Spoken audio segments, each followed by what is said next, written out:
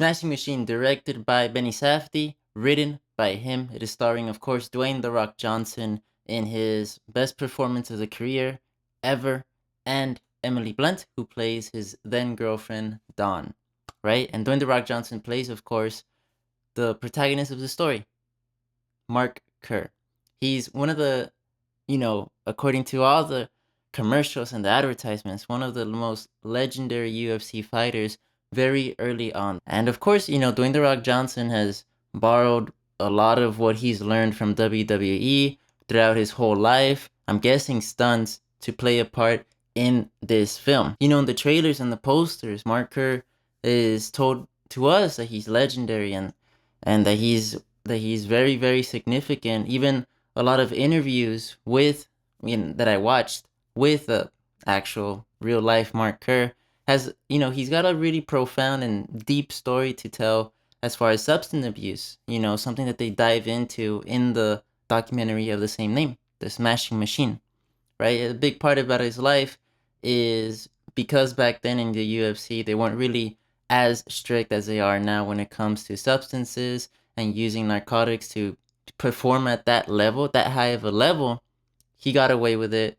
There was a lot of substance abuse tied to his life, and eventually he got clean, And the reason why I keep saying that it's advertised to us that he's legendary and it's advertised to us that he's very significant to the UFC and this sport is because the movie itself never shows that. It never tells me why. Why is this story important?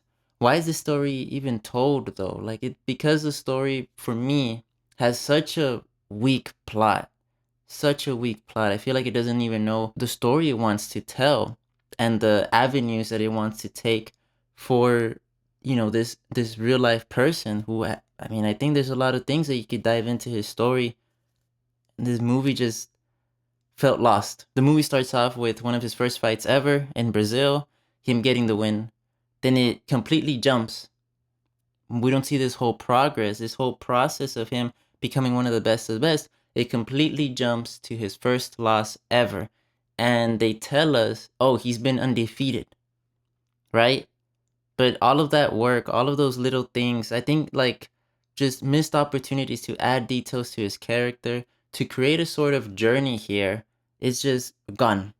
And like I said, according to interviews, a big part of his story, and I think is very powerful, is the substance abuse story that he went through. How that affected him, how that affected those around him, particularly Dawn, and how she affected him, right?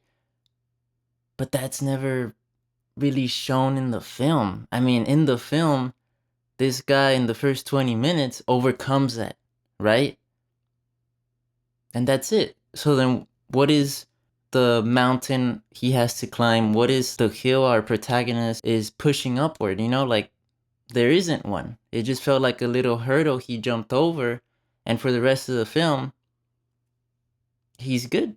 I'm serious. It only shows him struggle with it once in the first 10 minutes. That's it. Right? Then he becomes clean. And then what is the rest of the film about? I guess it's following these two people who were Don and him, who were not meant to be with each other.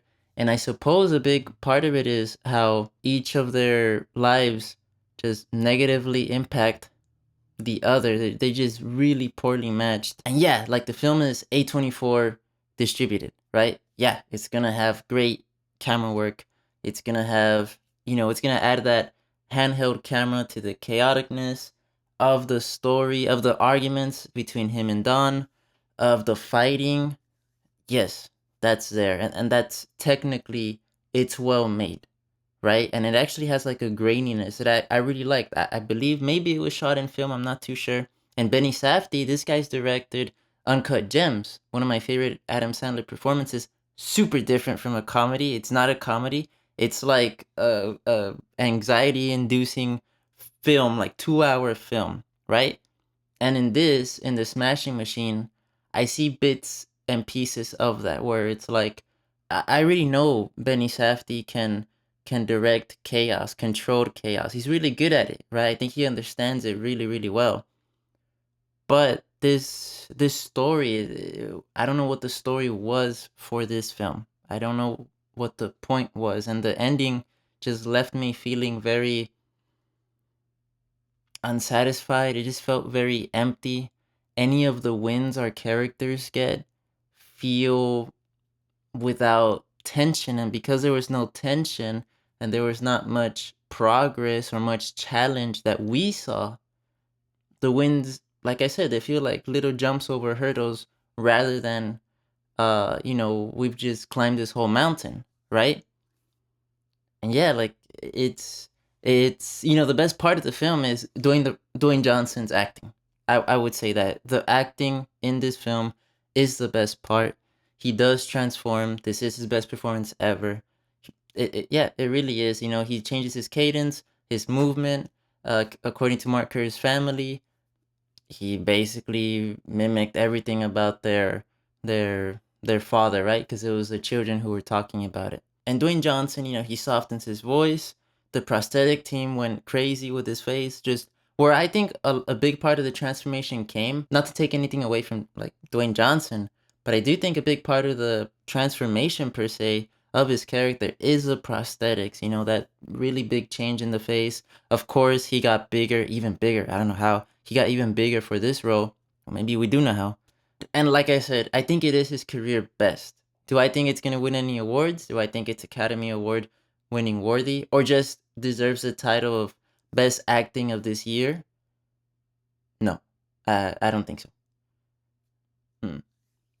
And for me, it's just because the character's not given enough to, I feel like, justify that. So that's me.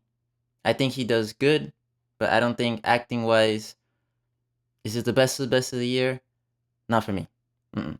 Emily Blunt also does really well, just bringing this chaoticness. Like, I feel like whenever she steps into a scene, a gun's about to go off, and I don't know from what direction.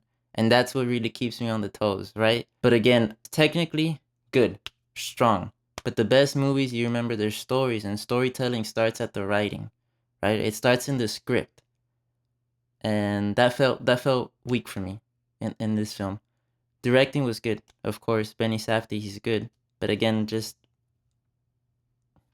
no. I'm feeling a flat C on this one, and I'll be getting to my parental advisory now. So just a heads up, a bit of spoiler warning. This film is rated R. Like I said, it deals with substance abuse, but you really only see the character deal with that for in the first 10 minutes. I would say you would see an injection scene, right?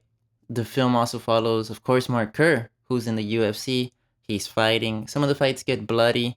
You know, it comes with the sport. So just a heads up. And I would say the most intense parts are the arguments between him and Don, Dwayne Johnson's character and Emily Blunt. And the most intense it gets, which is the very last argument, and towards the end of the film, is essentially someone getting a gun, pointing it at their head, but they're stopped before anything can happen, right?